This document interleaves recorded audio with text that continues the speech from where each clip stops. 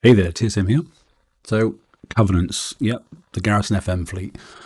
I know we've been avoiding them, but I think we're ready to use them now. So, I thought I'd show you where I am with my fleet and take you out through the target to show the progression I've got with actually using them as well. First and foremost, I'll show you the build that I am using. Okay, uh, obviously the flagship's not in yet, so I've got three ships that are absolutely identical. Okay, they've all got two of the X armors on, and they've got four of the M armors on, the anime battery, Orcus engine, the mirror maze defense system, and they also have the reef targeting console. They have the star tracker guidance system, just to speed up the reload to help the countermeasures, and also liquid fire warheads. I have got 5 Seeker missiles on each, 2 Gale 4s, and 1 MDS-3. You'll notice then there are 3 of those ships, 1, 2, and 3. If you look at an arrowhead then, this one's at the front, left side, right side, and in the centre I've got 2 full damage ships. Now these full damage ships are slightly different. There's not a great deal of difference. The only thing that is different then, Star Tracker has been removed and instead it's the biomass console. Why? Simply because I have extra 20% critical chance hit, obviously giving me more damage. That's it really, apart from the fact that it's all Seeker missiles. So that's the fleet as it stands at the moment. Like I said, no dedicated flagship, but the reason I've got 3 ships with obviously an MDS-3 on each one is simply because if one of these ships gets damaged, then when the flagship's out, I'm going to have one of these as a spare and I'll be able to drop it in while the other ship's getting fixed so I can get back on the sea faster. So a little bit overkill on MDS-3s at the moment. Okay, you can go down to 1 or 2, but I'm leaving as they are because I'm future-proofing this fleet. Crews. Options. I prefer Creeping Death. Why? Some people are going for more splash. I've seen that several times. You do not need it. What you need is damage, not splash. The built-in weapon for these Covenants works perfectly fine without adding splash. So Creeping Death works fine. On top of that, then there are other options if you want to. If you want more critical hits, use the Wolfpack system. And if you want to go and use other things as well, there's things like Deadeye Destroyer. You don't need to worry about evade, and you certainly don't need to worry about steelheads. Okay, so that's my recommendations. Is really to stick with the basics, Creeping Death. So that's what we're going to put on, and now we're going out in the water. Okay, as you can see, we're in the 102 pillage target. I'll zoom in. Okay. Now at the moment, at U0, because there is no upgrades yet, there's a 15-degree arc, which obviously is the angle that you'll get for setting off the built-in weapon for the Covenants. Use this to your advantage. You don't always need it, but try and hit straight and try and aim in a straight line for the turret behind the one you want to hit. So line things up. If you think there's a straight line going through here, look, you want to be coming at this sort of angle so you take out 2 turrets. If you come in, say, north to south, then you'll take out this turret here and you could miss this one.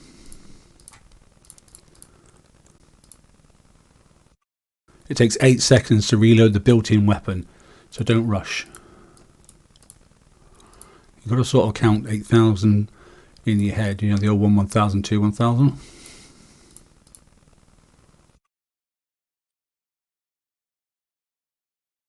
As you can see then, I don't have any extra splash at all. Now I'm actually going to take this building out because I don't want it. So I'm just going to missile it, get it out of the way. There's one I want to use this turret. Yes, I'll take a tiny bit of damage, but actually I've got quite a lot of missile armor on, so I should be fine. And you'll notice I don't get it. Oh, I did actually that time. I got the whole lot. If you don't get it, don't panic. Okay, you can go around the back and you can use one of these ships and you can fire the other angle and take out the rest of the turret. This may happen later on in other areas.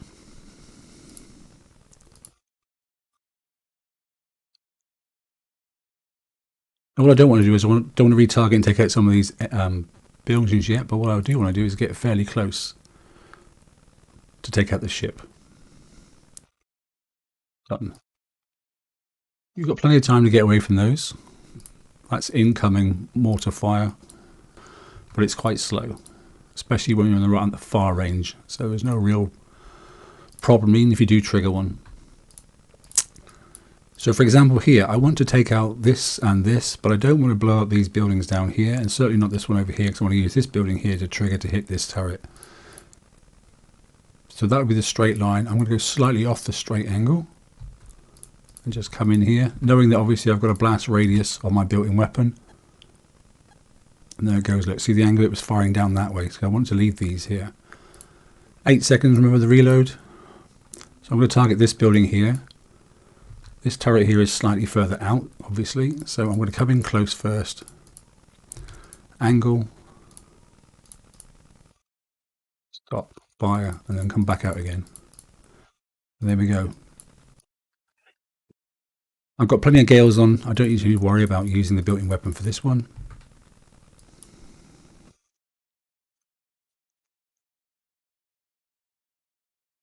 Okay, here for example then, these are the ones that obviously cause the UAVs. If you're going to leave one, leave the missile one, but make sure you kill the one with the UAVs, because those are the ones that do the most damage. If you do make a mistake, try to make sure you have some long pinches. They're really quick ones. They only take about between 11 and 15 minutes to build, depending on what obviously your upgrade levels are of your labs. Okay, that took out the whole cluster. Yet again, we don't really worry about the built-in weapon for this because it's a single turret, and just by driving by, kiting, don't go too close because they will overload your gales the closer you are. Don't give the gales a chance to fire.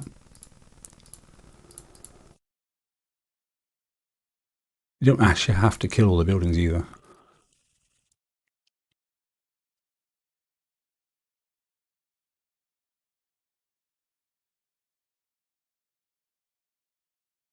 So we're going to take out this ship. Like I said, you don't actually have to use the built-in weapon.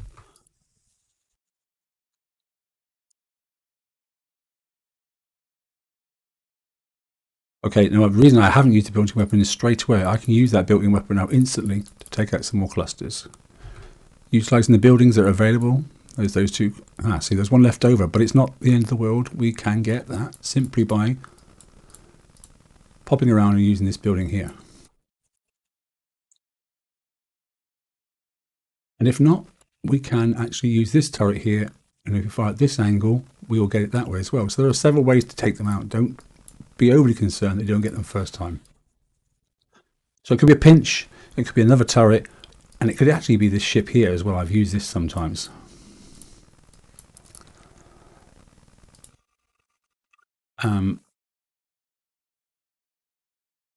You notice I'm mostly using the buildings and these short-range turrets.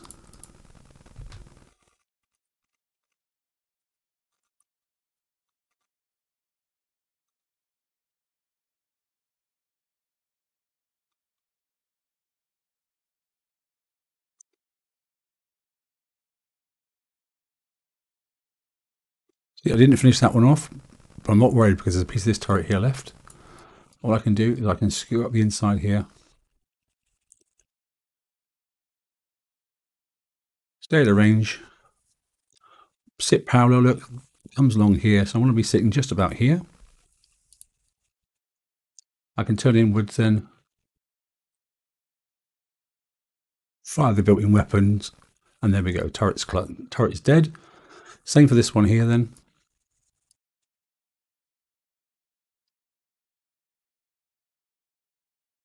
Turn slightly north, that's approximately the angle. There we go, turret is dead.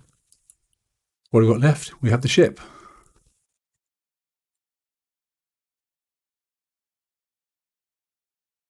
Now we can wait for it, and actually you can see on the ship, whilst it's got all these different areas here, you can actually drive through all those areas quite easily. Or you can go in the back if you want to. Okay, that's the target completed.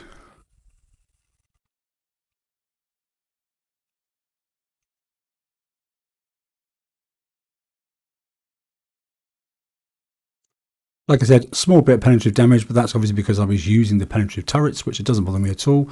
Okay, and I've got a minute's worth of damage. So if I wanted to use obviously a small pinch, I could have done, but it's no need. Okay, average I'm getting between 1 minute and 1:30 on each of these targets. So the angles are the most important things, and having loads and loads and loads of penetrative damage, particularly building damage, which is why I built the fleet the way it is. So just to quickly recap then, I recommend using Creeping Death, okay, which is a very easy crew to roll for.